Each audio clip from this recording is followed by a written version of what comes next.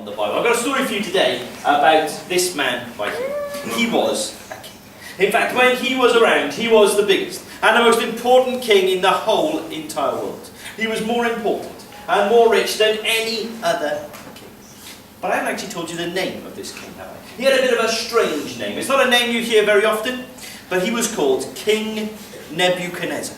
It's a bit of a strange name, isn't it? In fact, I've never ever met anybody with that name. I'm sure that you probably don't have anybody in your class with that name either, but that was his name. He was called King Nebuchadnezzar. And because he was the biggest and the most important king in the whole entire world, he decided to show everybody just how important, just how powerful, and just how rich he was. And what he decided he wanted to do was he decided that he was going to make a statue to show everybody just how rich and just how important he was. But this wasn't going to be any ordinary normal statue. This statue was going to be huge. But as well as being huge, he decided that to show everybody how rich he was going to make it out of pure gold. And so the king started to gather up all of the best artists, all of the best craftsmen, all of the best sculptors from right the way across his land to build his statue. And he also had to gather up all of the gold from right the way across his kingdom as well, so that he could make the statue.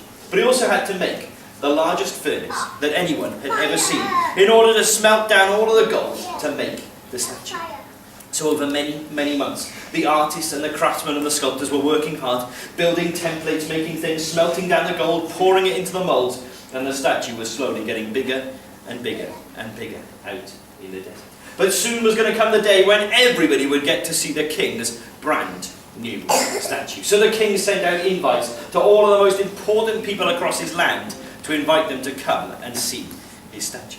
Now, if you had one of these invites from the king, it would have been the most important thing you would ever have received. It wouldn't have mattered if you had something else on that day, even if it was your own birthday and you had planned the most amazing and incredible birthday party ever, you would have cancelled it to make sure you were at the king's special ceremony to see his statue. It would be a bit like getting an invitation from the Queen to go up to Buckingham Palace. I'm sure if you got home tonight and in the post you found that you had an invite from the Queen, you'd bring it into school tomorrow, you'd show everybody, you'd be really, really excited. And it would have been the same for the people that had the invitation from the King.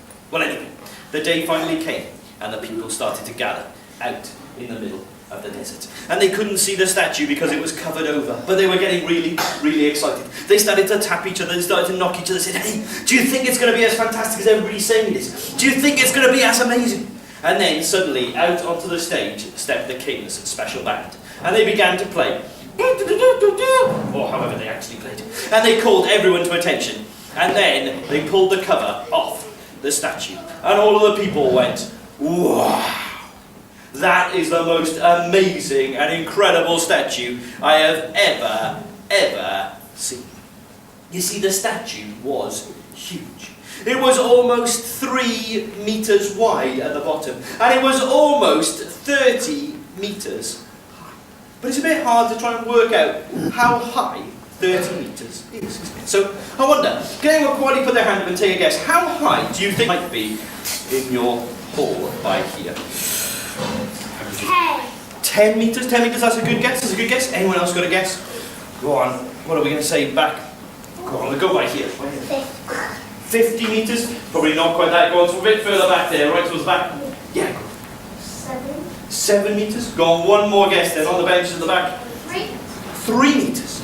Do you know, I was having a look earlier, and I think your hall is probably about 4 meters or thereabouts. That's what I was sort of working out as, and so I think that would be, as this was, it wasn't quite 30 meters, it was just under 30 meters. So you would need 7 lots of your hall, one on top of the other, and that would be almost the same height as the statue. So if you imagine the hall, and another one, and another one, and another one, and another one, and another one, and another one, 7 lots of hall, one on top of the other, that's how big the statue would have been. It would have been absolutely huge. And as I said, it was made from the very tip of the head down to the bottom of the toes, out of pure gold.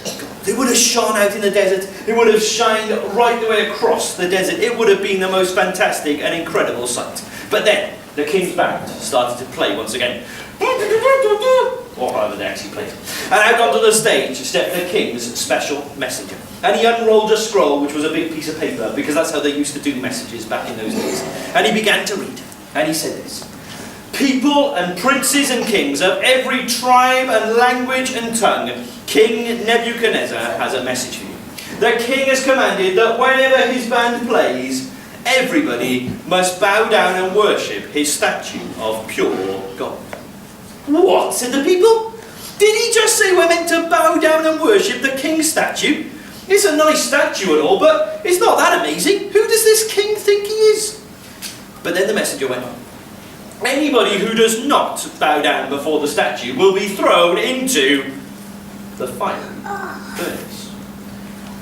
Oh, said the people, it is quite a nice statue, isn't it? And so suddenly, when the band started to play, it was a bit like a set of dominoes being knocked over, and suddenly, brrrr, all the people fell down and bowed down and worshipped the king's statue. When I say all the people, that is all the people except for 3 people. There were 3 people who refused to bow down and worship the king's statue because they knew it wasn't a good thing to do. They knew it wasn't the right thing to do, and so they weren't going to do it. But I imagine that in that huge crowd of people that bowed down, there were some other people who knew that it wasn't the right thing to do, who knew that it wasn't a good thing to do, but they still bowed down.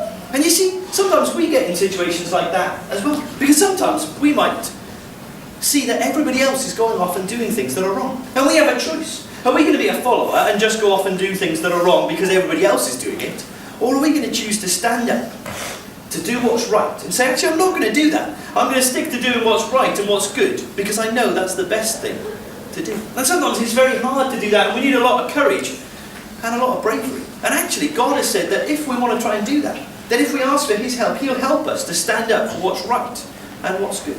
Well, anyway, as I said, there were 3 people who didn't bow down. And they were these 3 people by here. They were called Shadrach, Meshach, and Abednego. Again, those are names you don't hear very often nowadays, aren't they, as well? Shadrach, Meshach, and Abednego. But that was their names. And the reason that they didn't bow down is because they weren't from Babylon, where this king was from, but they'd come from another country called Israel.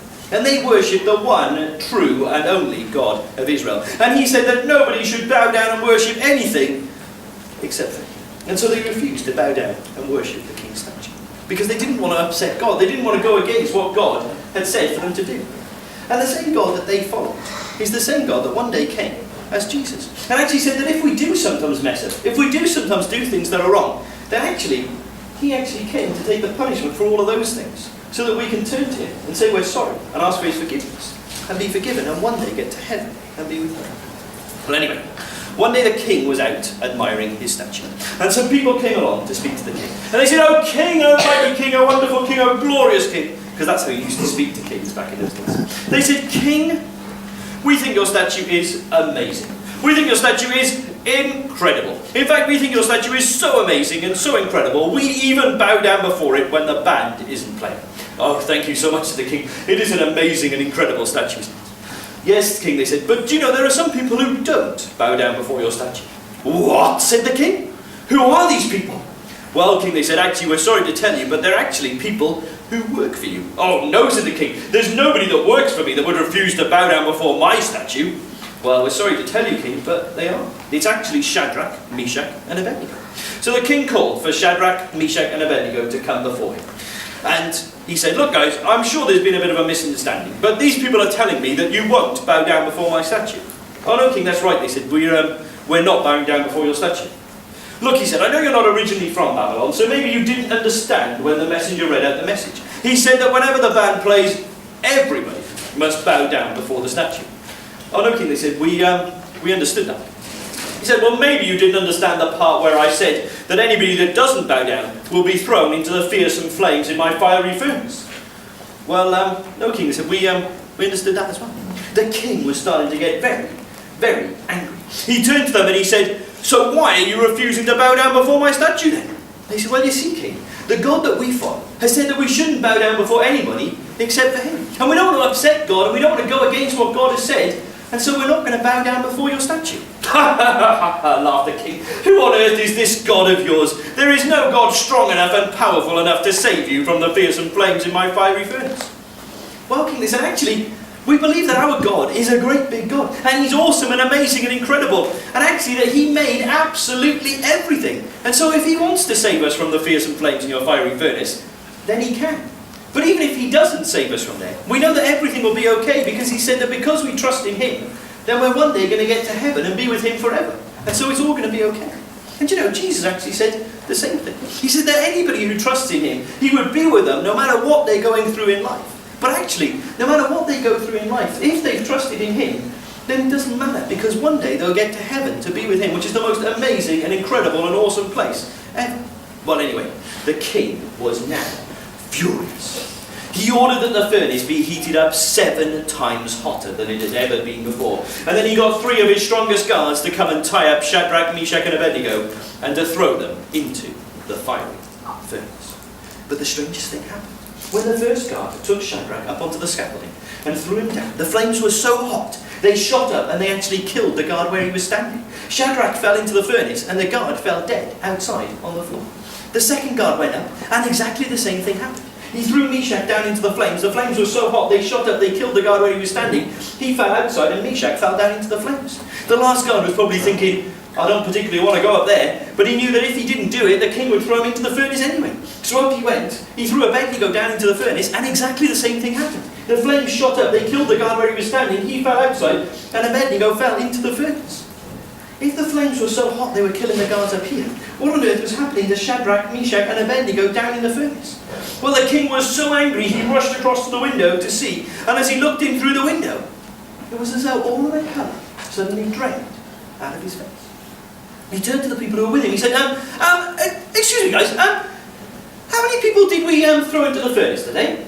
Well, 3, king, they said. Just Shadrach, Meshach and Abednego. Are you sure we only threw 3 people into the furnace today? We didn't throw anybody else in, did we? No, king, they said. Just Shadrach, Meshach and Abednego. Why, king? What's wrong?